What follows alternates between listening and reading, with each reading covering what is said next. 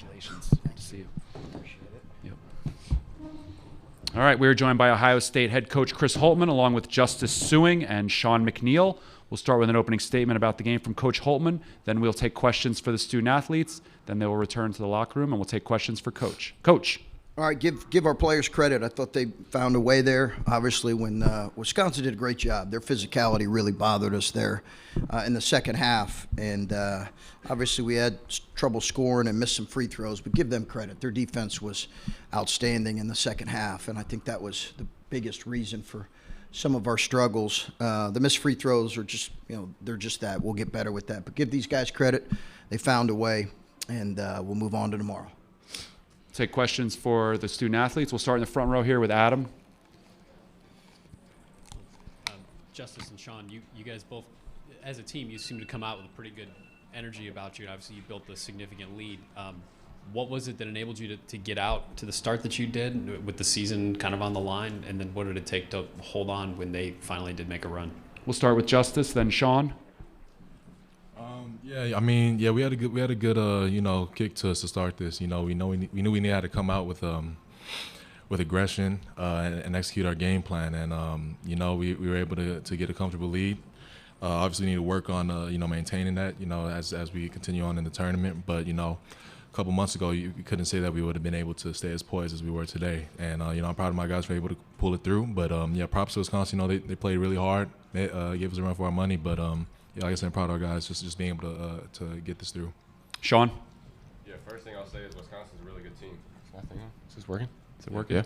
Yeah. Wisconsin's a really good team. But, I said this a little bit earlier, but the last month and a half we've been playing a lot better, even though the results really haven't shown.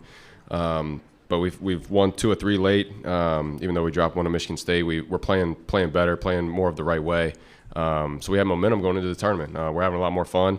So when you're playing this way, the game's a lot more fun to play. So just momentum going into this tournament. Front row, middle. Strom 11 Warriors. Coach, just wanted to know about the defensive adjustment on Tyler Wall there. Obviously, he got going. It was like an 8-0 run for him. You switched got Felix back into the game. Yeah. He slowed him down. That big rebound towards the end of the game, too, where Felix got fouled, ended up splitting a pair there. But just his impact late in that game. We'll take that one, then we'll go back to questions for student athletes, please. Yeah, no, it's a good question because I think that was a critical turning point, Griffin. I really do. I think Felix's length on him. One of the things I worried about is Felix getting just kind of run over by Tyler Wall because he's such a good low post guy. But his length bothered him late, and his ball screen defense on Chucky bothered him late. Second row, Bob. Yeah, Rob Aller, Columbus Dispatch. You guys came out so good, fast, loose, and then when it starts to go south a little bit. Do things slow down? Does it go into slow motion? How do you keep from looking at the scoreboard every 0.2 seconds? Sean, you take that? Yeah, I think we kind of did panic a little bit, but like Justice said, that's something we got to continue to get better at. When teams are going to make a run, basketball in itself is a game of runs. So just learning how to respond when teams make runs and staying together. Fourth row. For you in the second half, you went on a 5-0 run in the second half. Obviously, you had a strong first half with 10 points. What was it about your shot today that had you feeling as well as you played today? Yeah, I don't think I've shot it probably as well as I would have liked to this year, but I know I have the ability. Just trying to remain confident. I've been shooting it a lot better as of late. Like I said, my guys believe in me, the coaches believe in me. Makes it a lot easier when you got people around you that believe in you. Second row on the left. For both of you guys, we've asked you a lot about leadership this year. To have games like you did this late, to pull this out, to get that big lead, just what did it take from the veteran guys who have been in these experiences before? Justice. I think the main thing that we were going to the game with was saying that we can't start off slow. We have to start off with hitting them in the mouth and not letting it happen to us. So we came out aggressive. Came out with good energy, communicating to each other, offensively, defensively, and really was just able to keep building on that, and we were able to get that lead. Sean, your thoughts? No, I think Justice hit it pretty well. That's a struggle that we've had probably all year. There's certain points in the game where we'll give up 6-0, 8-0 runs, and then it's hard to come back from that. We had a big lead this game and gave it up, but unfortunately, we pulled it out. That's what matters. Let's take a few more for student athletes. Front row right. Justice Rohan Chakravarti, Bucky's fifth quarter. You had 16 points, 5 of 8 shooting. It seemed like you favored that fadeaway jump shot against Wisconsin, against Tyler Wall and those bigs. What did you like about that matchup, and how did you feel about your shot today? Yeah, Tyler Wall, he's a great job in like defending in the post for real. So he got me a couple times with some charges. So I kind of baited him a little bit to get to that shot. But yeah, it's a shot that I feel comfortable shooting, and I had to adjust, as the game was going on, picking up some offensive fouls and whatnot. Back row on the right.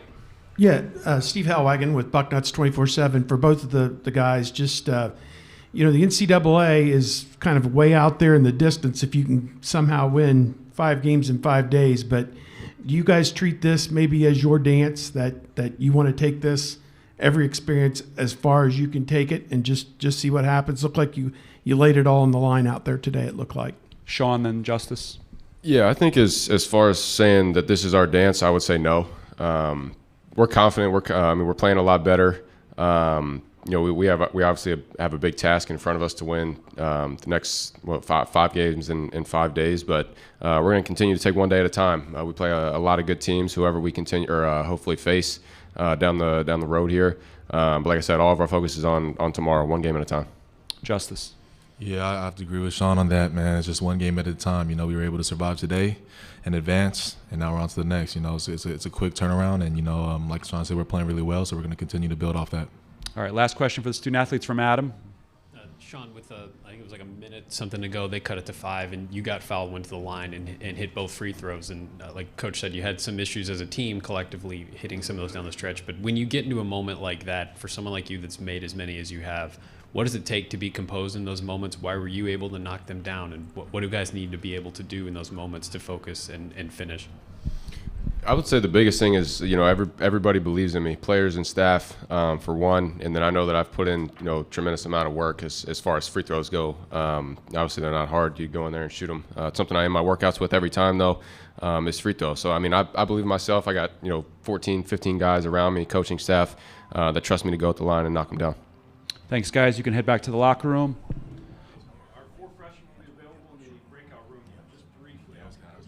So the 4 freshmen will be available in the breakout room just after Coach Holtmann's done here. We'll continue with questions for Coach Holtmann. If you have a question, please raise your hand. We'll get the mic to you. We'll start with Adam in the front row, then we'll go to Rob. Well, Chris, what was it like trying to get your guys to calm down, settle in when they did start to chip away at the lead and those last final minutes get a little chaotic? Yeah, I just kept reminding them, relax and have fun. This is a fun game. Got to relax and have fun. It's not life and death. It's a lot for young kids. I thought we had some guys, play a little bit tighter maybe than what certainly they were doing earlier. So as much as possible, I was trying to just, play with a smile on your face, relax, and we'll live with the results. Rob in row 2. You've done this a long time. What about, how do you handle it? Do things slow down like I asked them, or do you just have to, you're so engrossed in it maybe that you can't really think of? Yeah, I think your mind can go, bad places. You gotta have real, I think, discipline with your thoughts in those moments, Rob. And you got to discipline your mind to just stay focused on the possession in front of you. Coaches have watched enough college basketball and coached enough games where they know there is a reason why it says survive and advance come tournament time. And we've seen crazy things in our league. We're playing an Iowa team that was down 10 with, I think, 34 seconds to go or 35 seconds to go at their place. So you just understand how quickly leads can diminish. Obviously, there were some things as coaches and players we could have done better, but I give our guys a lot of credit for finishing it. We'll go all the way in the back on the right. Michael Cohen from Fox Sports. Chris, in what ways has Felix's development kind of been accelerated by Zed's injury, and sort of what can that do for him, moving forward, just from the fact that he's getting minutes that he might not have gotten earlier in the year? Yeah, in every way, Michael, in every way. He's been really instrumental, I think, in our play, being pretty strong here in the last 3 weeks. I think if you look back and you say, well, you've beaten some good teams and you played a really good Michigan State team on the road well, you'd point to him as one of the reasons why we're playing more the right way. But he's a real factor in how we played, and he was instrumental in some good stuff tonight. Second row on the left. You guys mentioned the momentum. I think Sean said it of these last few weeks, even without wins. How much do you think that played a part in the fast start, and then being able to hold on as they've dealt through adversity throughout this season? Yeah, and I think it's played. The most important thing is how are we playing the right way? How are we playing? That is the most important thing, really, regardless of results, and that's really what we've emphasized the last month. All the detail things, everything we've talked about in some of the media sessions. So as we've evaluated how we played, we've certainly done that better. And I think our guys know that we have played the best. I believe we played the best we've played all year in these last couple weeks. Our young guys also have emerged. You're seeing a guy like Bruce who's really, he's leading us in so many ways right now. And probably earlier in the year, he was finding his way right now. And right now, he's leading us in a lot of ways. Take two more for Coach, all the way on the right side. Hey, Coach, Kevin Sweeten from Sports Illustrated. It's probably the first time since the Gardner-Webb days that you were kind of auto bid or bust entering Conference Tournament Week. Do you coach differently? Do you enter the game with a different kind of mentality, how you manage the game? I'm just kind of curious about that. Not necessarily. You're right. It's been a while since I've been in this seat where, you could go home this early and you don't have you're not playing for seeding, or you're not assured of the tournament as the next thing in front of you. So I don't think you can coach any different because I think as much as anything, you're just focused on how is your team playing. And if they're playing well and confident in the right way, then whatever happens. And I've been proud of them for doing that. But yeah, it's been a while. So. We'll go back to Patrick for the last one. You mentioned recently how Bryce has been playing well when maybe the statistics aren't the same. Do you, though, need him as this goes on and you guys hope to make a run? Do you need him to get back to some of the scoring and whatnot he was doing earlier in the year? Yeah, no, I totally get your question. He's played as good offensive basketball, really, and I got to go back and evaluate this game, but he's played his good offensive basketball, and I think he rebounded it well today. He's impacting winning. That's what players do, and teams are giving him a lot of attention. And he's been highly efficient these last couple weeks offensively. And I think any coach, anybody who watches him says, man, that kid has really improved in terms of reading the game, making the right read, playing the way his team needs him to play. And I'm proud of him for that. And he just needs to keep doing that.